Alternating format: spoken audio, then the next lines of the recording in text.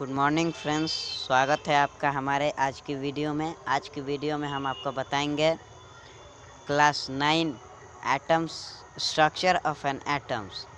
तो चलिए शुरू करते हैं वीडियो। तो वीडियो को शुरू करने से पहले अगर आप चैनल पर नए हैं तो चैनल को सब्सक्राइब कर दीजिए और बेल आइकन को प्रेस कर दीजिए ताकि आपको आने वाली वीडियो की नोटिफिकेशन सबसे पहले मिल सके। तो चलिए शुरू करते हैं। तो पहले हम इंट्रोडक्शन देखेंगे। As you all know we come across different substance around us that constitute matter.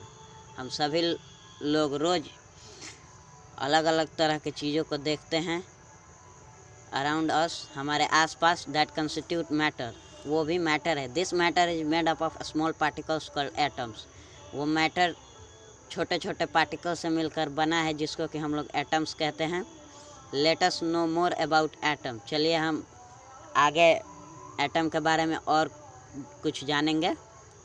Its structure and it's constituent. Matter is anything that occupies space and has मास। ये तो सभी लोग जानते हैं कि मैटर वो होता है जो कुछ जगह ले और उसका कोई मास हो। It consist of tiny particles. उसमें छोटे छोटे पार्टिकल्स होते हैं विच आर कॉल्ड परमाणु, जिसको कि हम लोग परमाणु कहते हैं। But later on this name was replace by atoms. तो चलिए शुरू करते हैं। Dalton's atomic theory. The scientist Dalton was the first one to actually formulate all information of an atom. तो साइंटिस्ट डाल्टन पहले वो इंसान था जिसने एक्चुअल फार्मूलेट की इंफॉर्मेशन एटम के बारे में इन अ थ्योरेटिकल फॉर्म में as a Dalton atomic theory, और उसका नाम रखा Dalton's atomic theory. He was born in 1766। इनका जन्म 1766 में हुआ था और 1844 में इनकी मृत्यु हो गई थी। His theory was published in 1808। इनकी ये थ्योरी 1808 में पब्लिश हुई थी। His full name was John Dalton.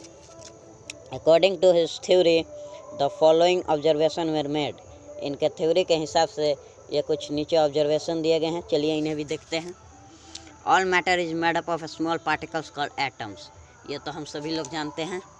Atom is invisible. Atom जो होता है वो इनविजिबल होता है, उसे हम अपने नेकेड आई से नहीं देख सकते। Atom is indivisible. Next, atom of an element are alike in all aspect. जो एटम का एलिमेंट्स होता है और वो सारे एस्पेक्ट में डिफरेंट होता है। That is if you talk about sodium then all the atoms of sodium will be the same in all aspect. जैसे कि हम बात करेंगे सोडियम के एटम, तो उसके जो एटम होंगे सभी एकदम इक्वल होंगे। Atoms of different elements are different. That is if we talk about sodium and potassium then the atoms of both are going to be different. Atom अलग अलग होते हैं अलग अलग चीज़ों में। जैसे कि हम बात करेंगे यहाँ पे सोडियम एंड पोटेशियम की, तो इसमें दोनों का जो एटम होगा वो अलग अलग होगा। Atom of different elements combine in a fix simple whole number ratio to form compound. अलग अलग एलिमेंट्स के एटम्स को मिला करके उसको एक कंपाउंड बनता है। नेक्स्ट है, atoms can neither be created not destroyed. इसका मतलब है कि ना ही हम एटम्स को बना सकते हैं और ना ही उसे डिस्ट्रॉय यानी कि नष्ट कर सकते हैं। That is the origin of atom is not known. जो कि एटम्स का ओरिजिन पता नहीं कहाँ से होता है। Drawbacks of Dalton's atomic theory. तो हम यहाँ पे फिर से देखेंगे डाल्टन्स एटॉमिक थ्योरी के कुछ पहलू। There were certain limitations are observed by other scientists. They observed the following. According to Dalton, an atom was indivisible, but later on it was proved that atom can be subdivided into subatomic particles called electrons, protons and neutrons. खुद scientist ने यहाँ पे Dalton की theory के ऊपर comment किया और उन्होंने बताया था कि एटम्स वाज इंडिविजिबल। एटम्स के अब इससे छोटे पार्ट्स नहीं हो सकते। तो कुछ साइंटिस्ट ने बाद में इसे प्रूव भी किया कि एटम्स के भी और टुकड़े होते हैं जिसे कि हम इलेक्ट्रॉन, प्रोटॉन और न्यूट्रॉन कहते हैं।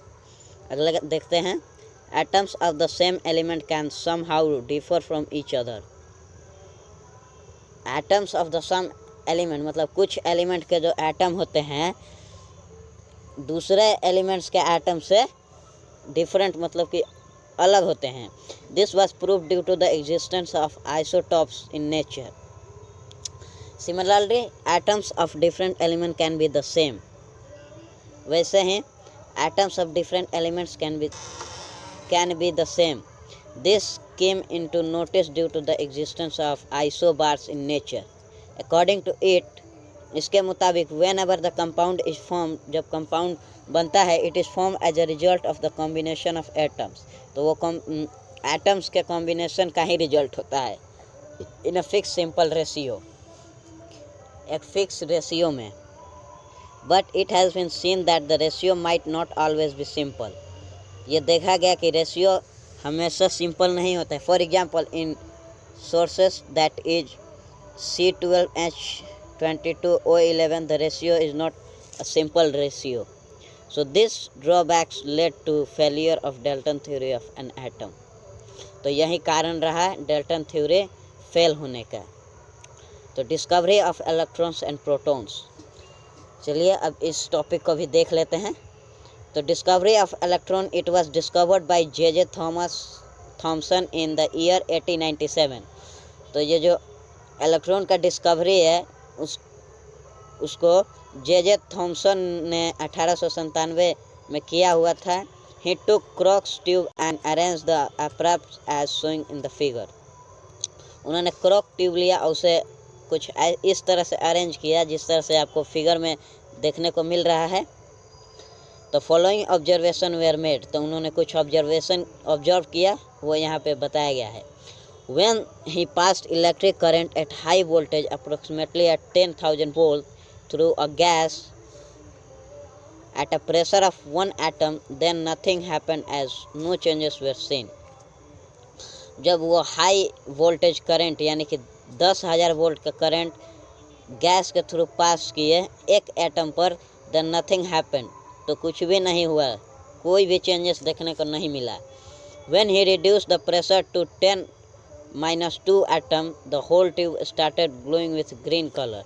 जब उन्होंने प्रेशर को रिलीज किया 10.2 पर एटम लगा प्रेशर किया तो होल ट्यूब स्टार्टेड ग्लोइंग. तो पूरा ट्यूब ग्लो करने लगा, चमकने लगा ग्रीन कलर में. He further reduce the pressure to 10-4 atom. उन्होंने फिर इसको घटा करके 10-4 एटम कर दिया. The whole tube stop glowing but a faint green colour was still seen at the anode end. वो ग्लोइंग बंद हो गया लेकिन फिर भी कलर फेंट ग्रीन कलर दिख रहा था एनोड के एंड में. To confirm a fluorescent screen was placed at the back of the anode and anode was made perforated. When current was passed through it in the simple physical condition, the zinc sulfide screen started glowing, which confirmed the following fact. तो उन्होंने एक anode को बनाया. उसके बाद जब उसमें से करंट को पास किया जाता है तो जो जिंक सल्फाइड का कोटिंग किया हुआ स्क्रीन रहता है वो ग्लो करने लगता है.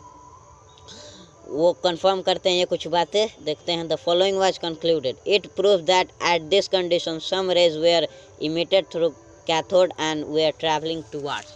तो इसने बताया कि सम रेज मतलब कुछ किरणें, इमिटेड मतलब इधर उधर चले जाते हैं, cathode and were travelling towards और उससे टकरा के फिर वापस आती है. कॉल्ड कैथोड रेज, जिसे कि हम लोग कैथोड रे कहते हैं. Consisting of negatively charge particles. उसमें नेगेटिवली चार्ज पार्टिकल्स होते हैं. This particles were later called electrons, जिसको बाद में नाम दिया गया electrons. This is how the electron was discovered.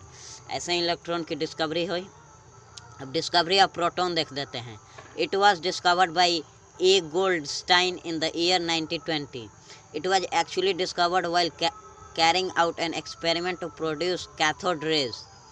The apparatus used was the same. यही apparatus यूज़ किया गया था.